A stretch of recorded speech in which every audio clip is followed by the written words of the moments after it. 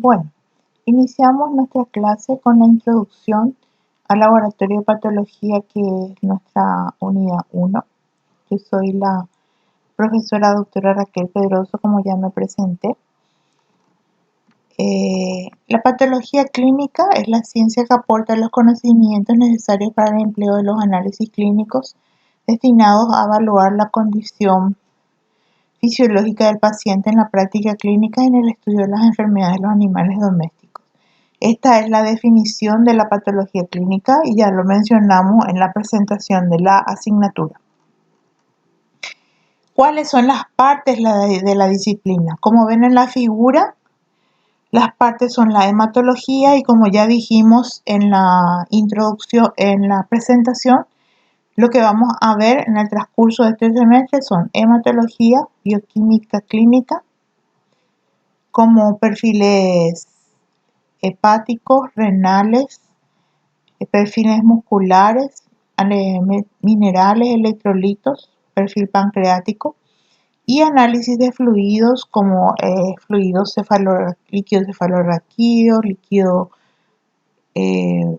sinovial, exudados, trasudados y análisis de orina también, y citodiagnóstico, por ejemplo, un hisopado de oído o líquido o un hisopado vaginal. Entonces eso va a ser citodiagnóstico.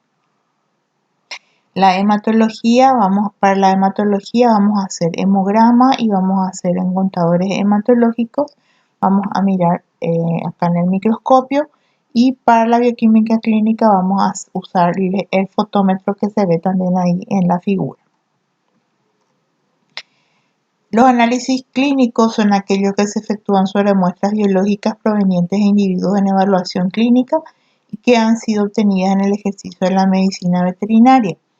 Mediante ellos se investiga la presencia, cuantía o características de una sustancia, célula u otro elemento que pasa a denominarse analito. Eso es lo que vamos a investigar ahora, o sea, vamos a estudiar los analitos. ¿Qué puede ser ese analito? Puede ser glucosa, calcio, puede ser cantidad de glóbulos rojos, cantidad de glóbulos blancos.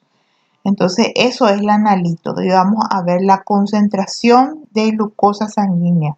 Vamos a ver la cuantía, dice ahí. O sea, vamos a ver la cantidad de glóbulos rojos, la cantidad de glóbulos blancos.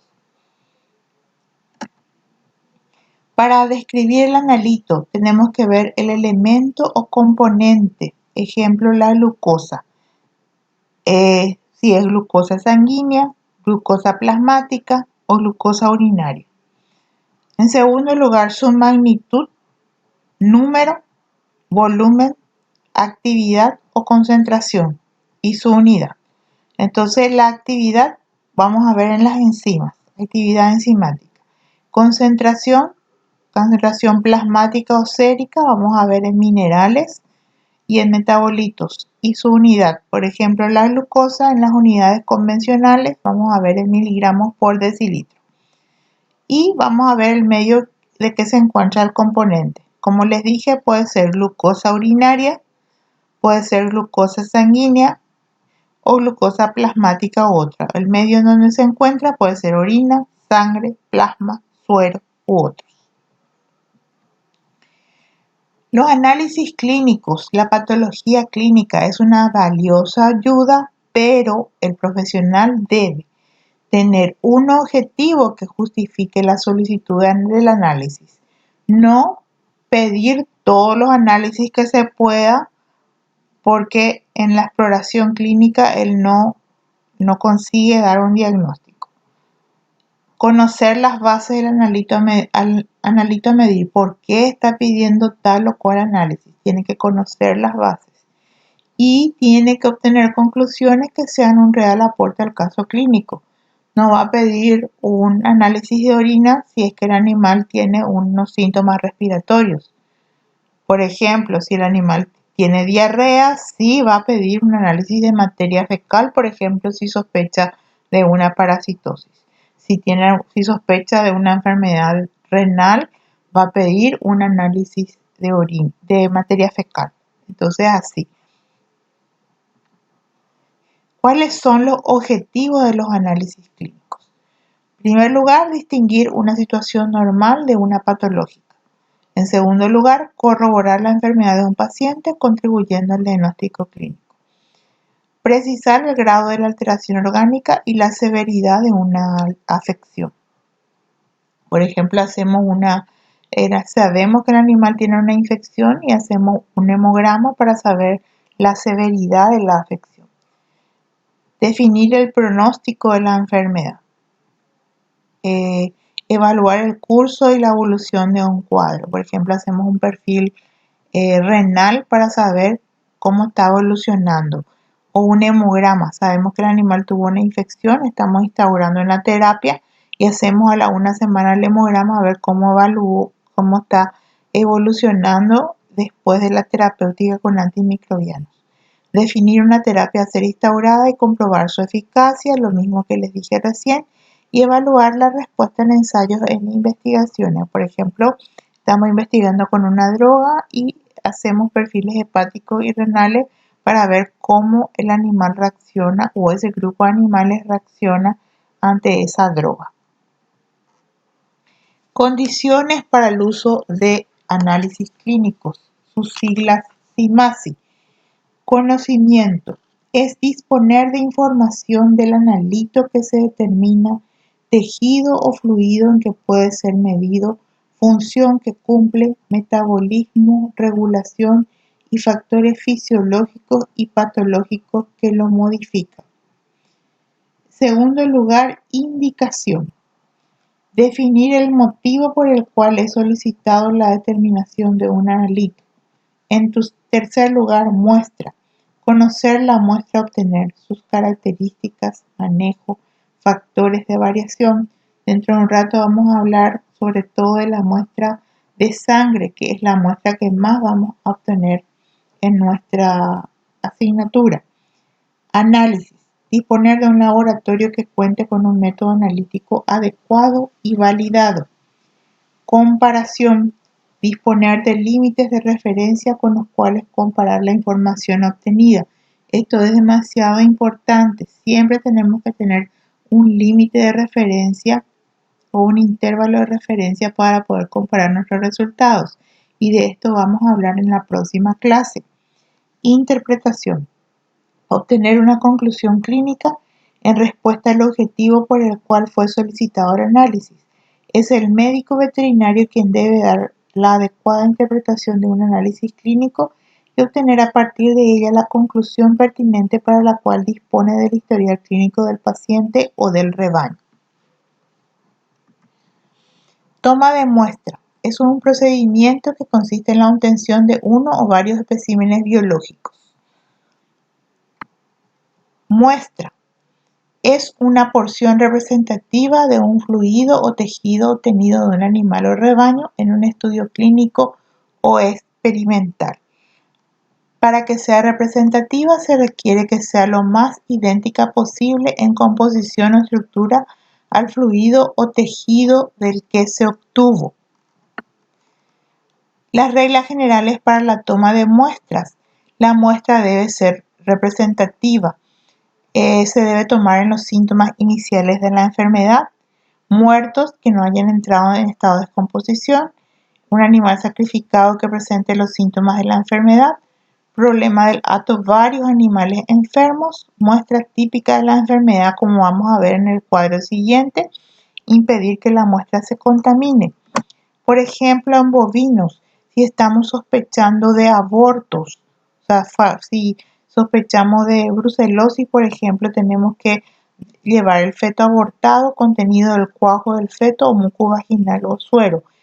De brucelosis en especial, enviamos suero, leche cruda, semen, feto abortado, contenido del cuajo o secreción vaginal. O sea, acá podemos enviar suero si sospechamos de aborto.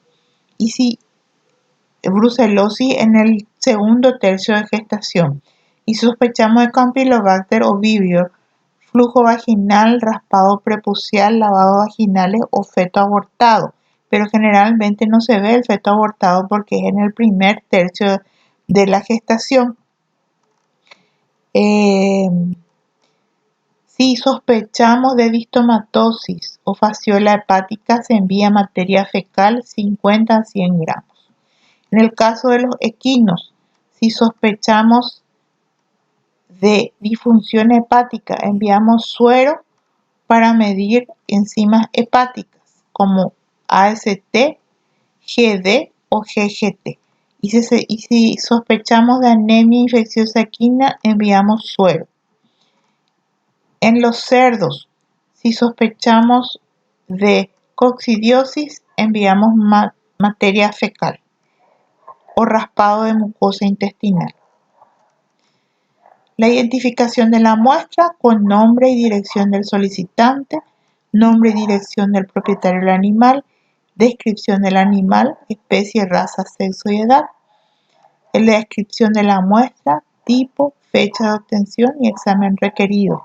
Entonces, ya sea en el tubo o en el frasco va la identificación del animal con un marcador indeleble y en una planilla adjunta va la descripción del animal y va la descripción de la muestra. Entonces acá ven en esta foto cómo va la identificación del animal por el tubo o por el frasco, y acá en una solicitud que va anexa va la identificación del propietario y los datos del paciente que citamos ahí, también el diagnóstico prescriptivo, los síntomas clínicos y la firma del profesional solicitante.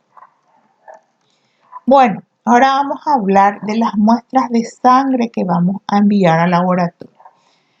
Esto es muy importante. ¿Cuáles son las muestras? En primer lugar tenemos las muestras de sangre entera, que son muestras con anticoagulante.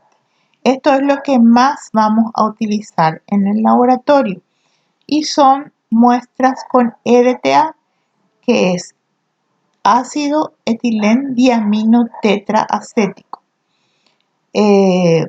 Son muestras que vamos a poner en tubos con tapa de color lila.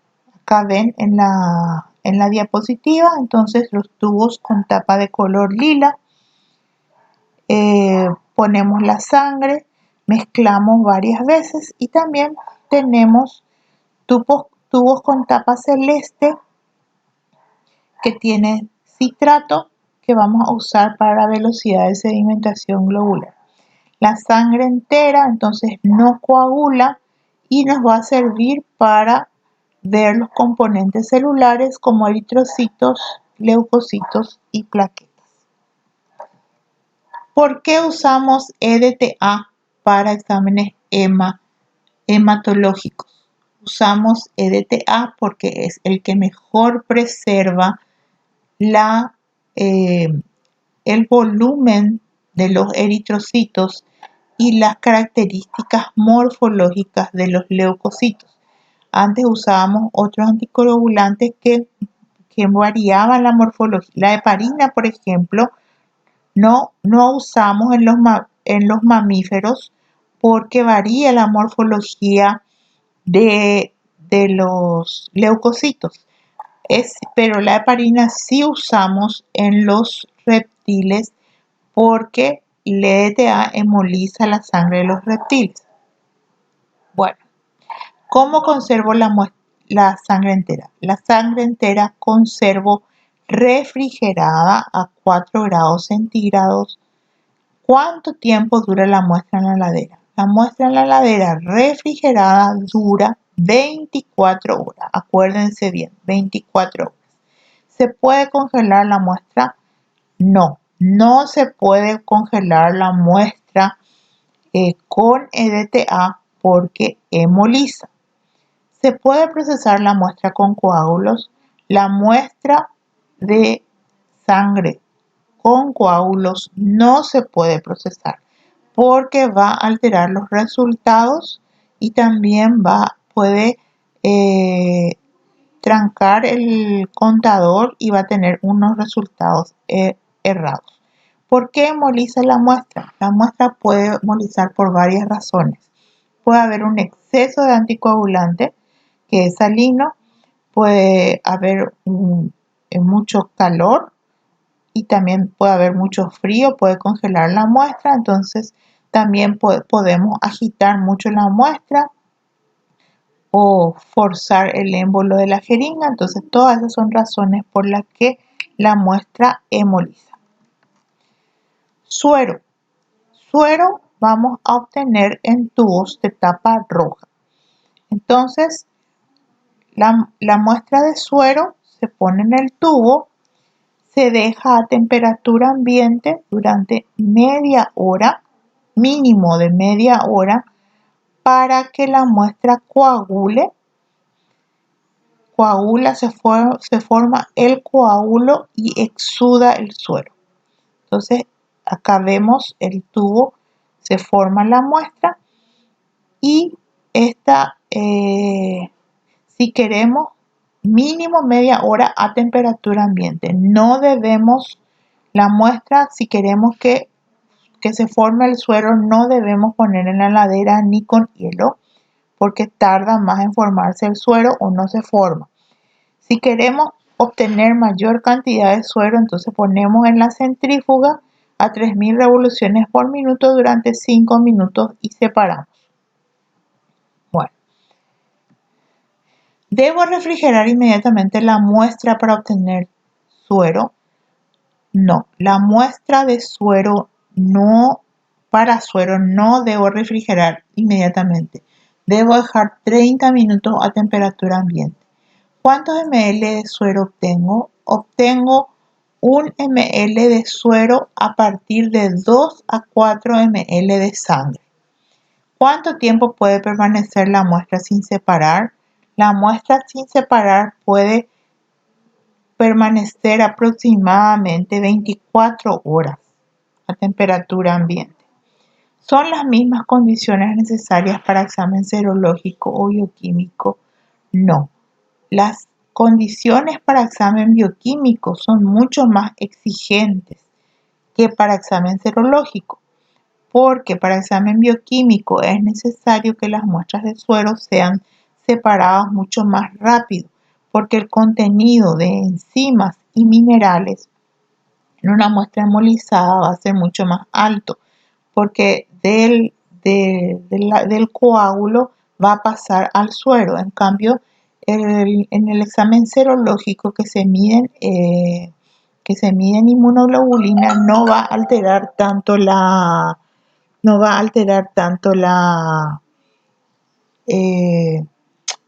inmunoglobulina. ¿Puedo separar sin centrifugar? Sí, puedo separar sin centrifugar la muestra de suero. Puedo dejar si estamos trabajando con animales grandes, puedo tener una gradilla inclinada a 45 grados y puedo separar sin centrifugar. ¿Por qué a veces obtengo muy poco suero? Obtengo muy poco suero porque usé tubos sucios, porque se formó espuma sobre la muestra o porque se refrigeró.